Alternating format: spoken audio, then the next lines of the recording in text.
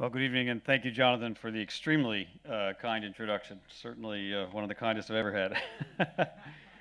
Professor Reichman, Dr. Ganor, thanks as always for inviting me to address the Policy Institute for the Institute for Counterterrorism's annual summit. The Institute shows such a genuine commitment to public service and to the U.S.-Israel relationship by bringing together policymakers and scholars, Americans, Israelis, and many other partners to exchange knowledge and thereby improve our cooperation in the struggle against terrorism. This summit brings to relief the robust cooperation between the United States and Israel in so many aspects of counterterrorism, from operational measures to cybersecurity to law enforcement to psychology and messaging, and the list goes on and on. And as we near the 14th anniversary of the terrible attacks 9/11, 4 days from now, this World Summit on Counterterrorism is, of course, a fitting setting to honor the memory of those murdered by the terrorists on that infamous day, and in terrorist attacks everywhere, including, of course, here in Israel. So, of course, I appreciate how much the summit sets aside time each year to remember the victims of terrorism from 9/11 and from other attacks at a conference dedicated to discussing the fight on how to defeat terrorism. I also want to thank Minister Katz, who had to depart, for his remarks as well. And of course, I also want to welcome Tom Ridge, the first U.S. Secretary of Homeland Security and a great American patriot himself, as well as U.S. Lieutenant Colonel Edward Brady, the U.S. Army War College Fellow at the International Institute for Counterterrorism, who are joining the summit as well as being part of the ceremony. So thank you all. 14 years ago this week, terrorists struck in the United States with unprecedented lethality in a carefully machinated, multi-pronged attack on the World Trade Center and the Pentagon, and in a thwarted attack that brought down United Airlines 93 in Pennsylvania, killing its passengers and crew. As we all know, nearly 3,000 individuals were killed in those horrific attacks, including 5 Israelis. And we will mark, as we do each year, those attacks at the beautiful, evocative 9/11 memorial just outside Jerusalem in the Arazim Valley later this week, where the names of all the victims of the attacks, Israelis and Americans and others alike, are all carved into the stone of that memorial. Promising lives were cut short. Countless families were devastated by the loss of their innocent loved ones. Today, almost a decade and a half later, we still mourn each one of those souls taken from us. And in quiet moments, we can easily find ourselves returning to our stunned disbelief that they are gone. This year's remembrance of 9/11 is particularly meaningful to me. Over the summer, my family and I visited the National September 11th Memorial and Museum in Lower Manhattan. Perhaps, Secretary Ridge, you've had a chance to visit it. It's an amazing place. I encourage everyone, next time you're in New York, to make time to visit. It's a difficult, emotional, yet beautifully rendered tribute to those killed on 9/11 at the World Trade Center, at the Pentagon, and in Pennsylvania, and also in the 1993 attack on the World Trade Center.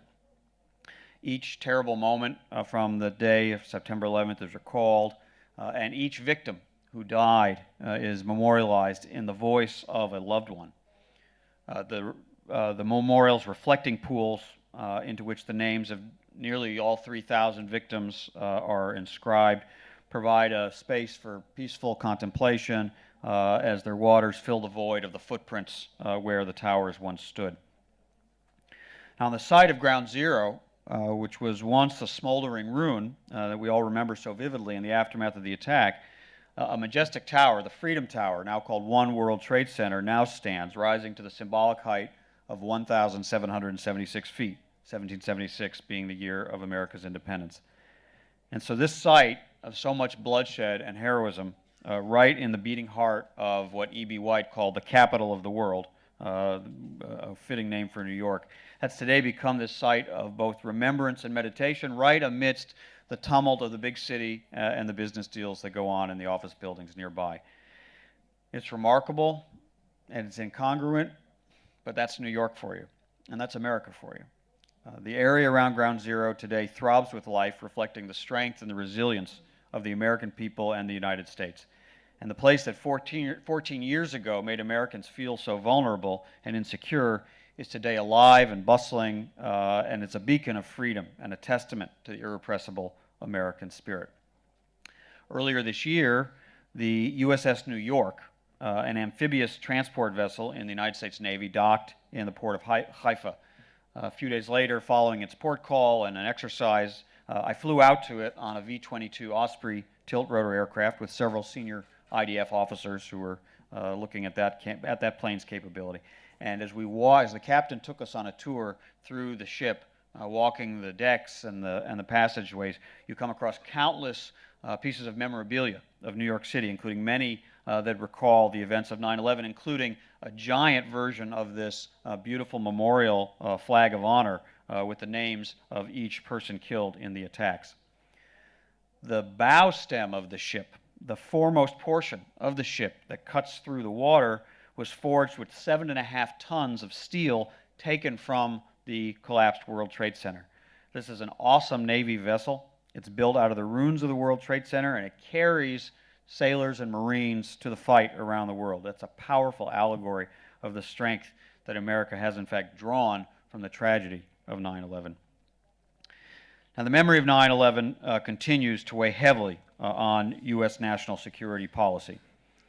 But, and because of that, America is safer through the tenacious efforts of our armed forces, the diligence of our Homeland Security and intelligence community, with great thanks to Secretary Ridge, who helped build the Department of Homeland Security as our first secretary, and the robust cooperation with allies like Israel, who share our values and our determination to degrade and defeat terrorists everywhere and to prevent the possibility of weapons of mass destruction falling into their hands. We cannot and we will not allow terrorists to kill and injure innocent people or intimidate and frighten them into submission while sowing chronic fear that disrupts people's ability to lead ordinary, peaceful lives. That imperative guides the United States in protecting our citizens from terrorism at home, and it guides the coalition we lead in our mission to degrade and defeat ISIL in Iraq and Syria, a campaign that has included more than 6,000 airstrikes in the past year. That imperative is also a motivating factor in the international effort that the United States is leading to undermine and prevent Iran's support for surrogates and proxies like Hezbollah, Hamas, and the Houthis. And I will say more about that. Of course, the fight against terrorism requires partnerships and that we can depend on, as no nation can win this fight alone. And those are partnerships that are best exemplified like the exemplary one between the United States and Israel.